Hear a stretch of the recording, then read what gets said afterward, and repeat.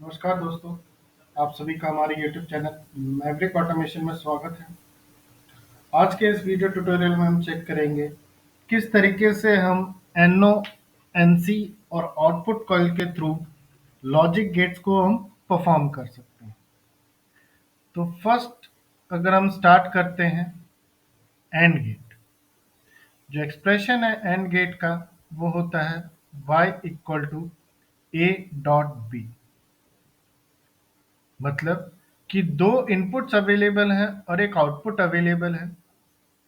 जो इनपुट्स हैं वो दोनों एक दूसरे के ऊपर डिपेंड करते हैं आउटपुट को ऑपरेट करने के लिए। जब भी हम एंड ऑपरेशन की बात करते हैं तो वहां पे जनरली सीरीज कनेक्शन किया जाता है पीएलसी के अंदर। तो आइए इसे परफॉर्म करते हैं। तो एंड गेट के अगर ट्रुथ टेबल की अगर हम बात करते हैं तो एंड गेट में हमें रिजल्ट जो आउटपुट है वो हाई तब मिलेगा जब इनपुट 1 एंड इनपुट 2 या ये कहें input A and input B जो है वो एक्टिव होगा। अदरवाइज दोनों में से कोई भी अगर इनपुट डीएक्टिव पोजीशन पे है तो हमें आउटपुट नहीं मिलेगा। तो उसके लिए हम दो एनओ का इस्तेमाल करेंगे। 0.0, लेट सपोज इसको एक नेम दे देते हैं हम 0.0,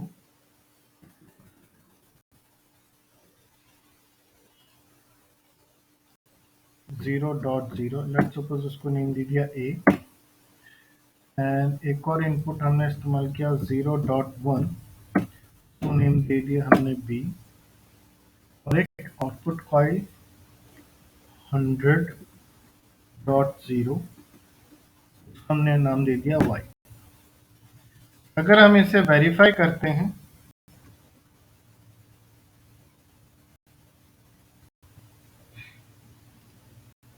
तो देखिए अभी जब दोनों इनपुट ऑफ है आउटपुट ऑफ है। दोनों में से कोई भी अगर इनपुट एक्टिव होता है इधर हम राइट क्लिक करके फोर्स ऑन ऑफ कर सकते हैं या शॉर्टकट की है इनपुट को सेलेक्ट करके control J for force on and control K for force off. Let's suppose हम कंट्रोल जे करते हैं तो इनपुट बी ऑपरेटेड है लेकिन इनपुट ए ऑपरेटेड नहीं है, आउटपुट ऑपरेट नहीं हो पाएगा। इनपुट बी को हम ऑफ करते हैं, इनपुट ए को ऑन करते हैं।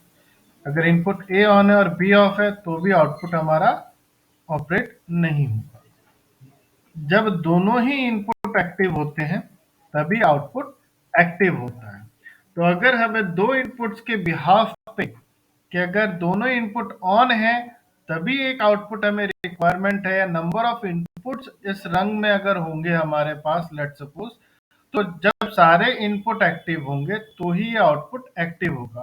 तो ये सारे के सारे जितने भी हमारे पास इनपुट्स अवेलेबल होंगे उस लाइन के या उस रंग के अंदर वो सारे जो है सीरीज कनेक्शन में कंसिडर किए जाएंगे।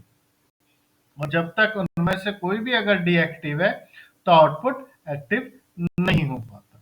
तो ये है एंड गेट जिसके अंदर हमने सीखा कि किस तरीके से हम दो इनपुट्स को सीरीज में कनेक्ट करके और दोनों इनपुट को एक दूसरे के ऊपर डिपेंड करके हम आउटपुट कंसिडर कर सकते हैं। नेक्स्ट गेट आता है और गेट। और गेट का जो ट्रुथ टेबल है वो है y equal to A plus B. That means कि जो आउटपुट है वो तब एक्टिव होगा आइदर ए के थ्रू एक्टिव हो जाए या बी के थ्रू एक्टिव हो जाए। दैट मीन्स कि दोनों इनपुट एक दूसरे के ऊपर डिपेंड नहीं है। तो आउटपुट या तो इनपुट ए से ऑपरेट हो सकता है या इनपुट बी से ऑपरेट हो सकता है। तो अगर ऐसी कंडीशंस अगर हमारे पास है तो वो और गेट में कंसिडर की जाती है या ये कहें हम कि उनका जो कनेक्शन होगा इनपुट साइड का वो पैरेलली कनेक्टेड होंगे। लेट सपोज एक हमारे पास एक प्रोसेस है जिसमें हमें उस मान लेते एक मोटर है उसको हम पोजीशन 1 से ऑपरेट करना चाहते हैं या पोजीशन 2 से ऑपरेट करना चाहते हैं या पोजीशन 3 से ऑपरेट करना चाहते हैं। अगर इन तीनों पोजीशंस में से अगर कहीं से भी अगर हमें ऑपरेट करना है उस मोटर को तो उन तीनों पोजीशंस का जो इनपुट होगा वो एक दूसरे के पैरेलली कनेक्ट होगा। तो पैरेलल कनेक्शन करने के लिए हम क्या करेंगे यहाँ पे let's suppose 0.2 and input A 1 कर लेते हैं इसे, और एक आउटपुट हम कंसिडर कराते हैं 100.1, दैट इज y1। या तो ये इन आउटपुट जो है हमारा A1 से ऑपरेट हो जाए, या फिर दूसरी कंडीशन है हमारे पास, पैरेलल ड्रॉ करने के लिए दो ऑप्शन है। इधर हम सिंपल एक NO ले सकते हैं 0.3 और इसको हम B1 कंसिडर कराते हैं, और अपर साइड में जाके हम इस एरो पे क्लिक कर सकते हैं, तो ये हमारा पैरेलल ड्रॉ हो जाएगा।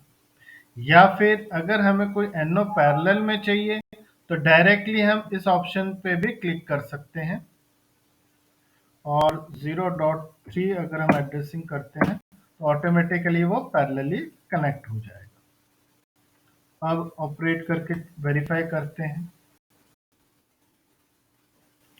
तो जो और गेट होता है उसकी ट्रुथ टेबल है कि जब दोनों इनपुट ऑफ है तो आउटपुट ऑफ होना चाहिए। दोनों में से कोई भी अगर इनपुट एक्टिव है, लेट्स सपोज फर्स्ट एक्टिव है तो आउटपुट मिल जाए, या फिर सेकंड एक्टिव है तो आउटपुट मिल जाए, या फिर दोनों ही एक्टिव है तो भी आउटपुट मिल जाए। मतलब कि जब दोनों ही इनपुट्स हमारे ऑफ होंगे तो उसी कंडीशन पे आउटपुट ऑफ होना चाहिए। आइदर बाकी कोई सी भी कंडीशन हो, इधर इनपुट ए ऑपरेटेड है या बी ऑपरेटेड हो, दोनों ही कंडीशंस में हमें आउटपुट एक्टिव मिलेगा। तो कहीं पे भी अगर हमें मल्टीपल इनपुट्स प्रोवाइड करने हैं जो कि एक दूसरे के ऊपर डिपेंड नहीं करते, तो उस कंडीशन को हम और कंडीशन कहते हैं, और उन सब का जो कनेक्शन होगा या लैडर लॉजिक होगा वो पैरेलली कनेक्टेड होता है। नेक्स्ट गेट आता है नॉट गेट। जो नॉट गेट होगा उसका जो ट्रुथ टेबल है या एक्सप्रेशन है वो है y equal to y bar. Means कि अगर इनपुट एक्टिव है तो आउटपुट डीएक्टिव पोजीशन पे होना चाहिए, अगर इनपुट डीएक्टिव है तो आउटपुट एक्टिव पोजीशन पे होना चाहिए। Means reverse condition, input of है आउटपुट ऑन होगा, अगर इनपुट ऑफ है तो आउटपुट ऑन होगा, अगर इनपुट ऑन है तो आउटपुट ऑफ होगा।